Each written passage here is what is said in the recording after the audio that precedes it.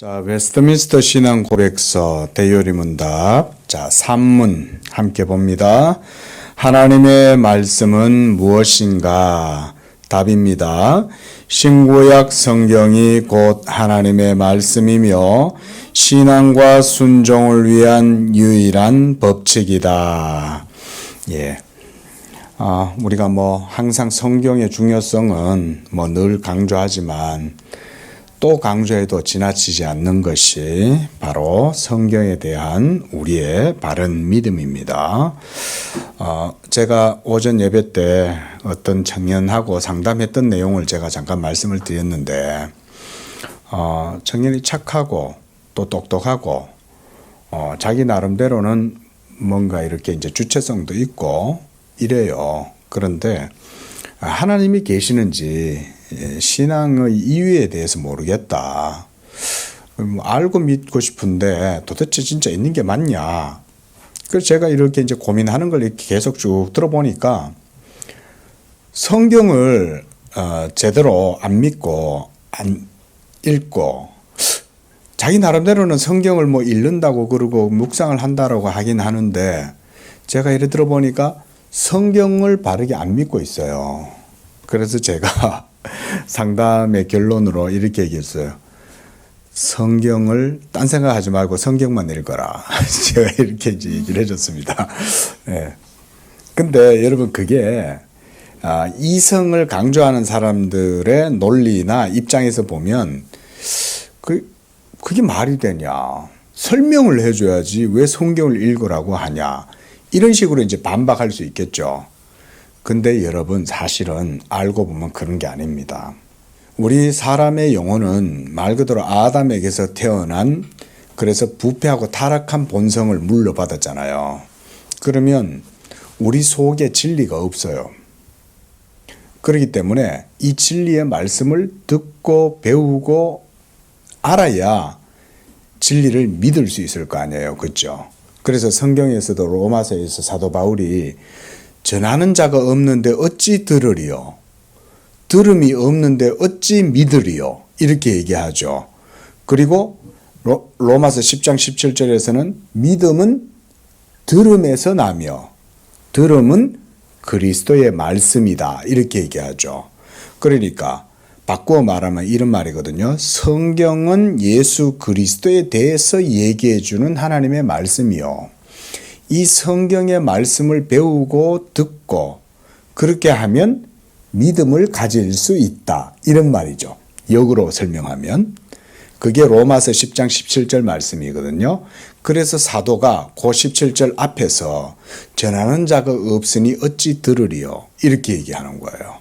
그래서 우리가 이 성경에 대한 바른 신앙 고백이 중요하다. 그래서 종교개혁도 성경에 의해서 일어났죠. 무슨 철학적 운동이 아니에요. 무슨 르네상스, 계몽주의 운동 이런 게 아니었어요. 그게 아니고 성경이 하나님의 말씀이라고 하는 이 믿음이 바르게 세워지고 그래서 우리가 솔라 스크립투라, 오직 성경 이 사상이 세워지니까 종교개혁이 불이 막 확 붙은 거예요. 그래서 그 청년도 그래요. 제가 하나님을 알고 싶으면 성경을 읽어라. 성경을 읽으면 성경 그 자체가 하나님의 말씀이라는 걸 알게 된다. 근데 안 읽으면서 하나님이 있는지 없는지 고민 100번 해도 답 안 나와요. 자기가 고민하면 도 닦는다고 하나님 만납니까? 계룡산에 들어가서 아무리 도 닦아도 하나님 못 만나요. 진리는 어디서든 볼 수가 없어요. 오직 성경 말씀 속에서만 이 진리를 접할 수가 있는 거예요.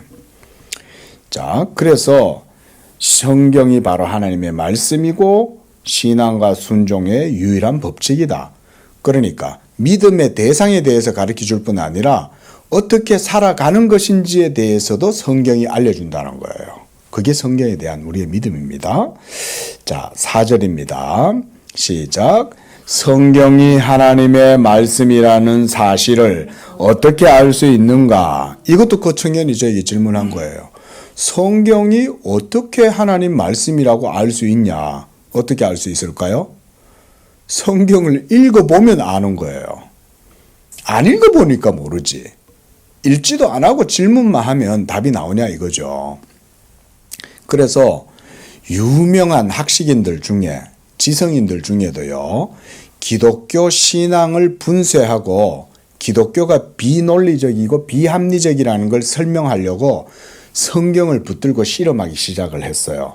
근데 어떻게 됐을까요? 다 깨지는 거예요, 성경에. 성경만 읽으면 돼요. 그래서 기독교를 전복시켜 보려고 성경을 읽었는데 거기서 깨지는 거예요. 왜 그럴까요?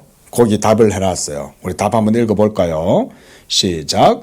성경은 그 자체가 하나님의 말씀임을 드러낸다. 즉 성경은 권위가 있고 순수하며 모든 부분이 일치를 이루며 어느 부분을 보더라도 전체가 하나님께 영광을 돌리고 있는 점이 그러하다.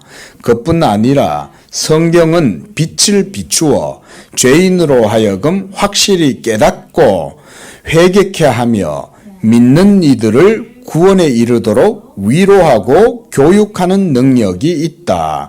그러나 성경과 더불어 또한 성경을 가지고 사람들의 마음 속에 확증을 주시는 하나님의 영만이 성경이 곧 하나님의 말씀이라는 사실을 충분히 알려주는 것이다. 성경이 진리라는 건 성경을 읽어보면 아는데 성경을 안 읽어요. 성경을 읽고 얘기를 해야 되는데 성경 읽어보지도 안 하고 자기 생각에는 안 그렇다는 거예요. 그런 사람 이길 장사 없죠.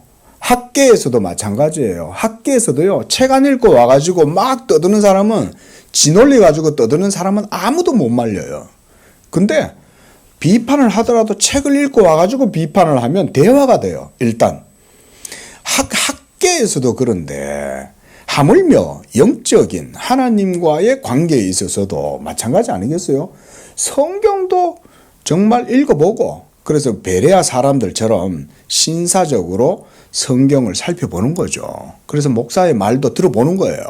한두 번 들어보고 판단하지 말고 여러 번 꾸준하게 지속적으로 성경을 배워보고 성경이 뭘 얘기해 주는가를 배워보면 그제서야 이제 그거는 아니지 않냐 이 질문해 볼 수 있죠. 그러면 목사가 또 성경을 가지고 답을 할 거 아니에요. 그럼 성경에는 그런 질문에 대해서 이렇게 답을 한다. 이렇단 말이에요. 그러니까 성경 전체가 구조가 거기 중간쯤에 보면 어느 부분을 보더라도 전체가 하나님께 영광을 돌린다. 이 말은 맥락 자체가 다 하나님께 영광 돌리도록 돼 있다는 거예요. 그리고 첫 번째 줄에서도 하나님 그 성경 그 자체가 하나님의 말씀임을 드러낸다. 우리가 이런 걸 뭐라고 그러냐면 성경의 자증성, 셀프 에비던스 이렇게 얘기를 합니다. 그러니까 성경 그 자체가 성경이 하나님의 말씀이라는 걸 보여준다는 거예요. 그 셀프 에비던스, 성경 그 자체의 자증성 이렇게 말해요. 성경의 자증성. 그러니까 성경을 읽어보면 돼요. 성경을 읽어야 하나님을 알 수 있다. 이런 내용에 대해서 얘기를 하고 있습니다.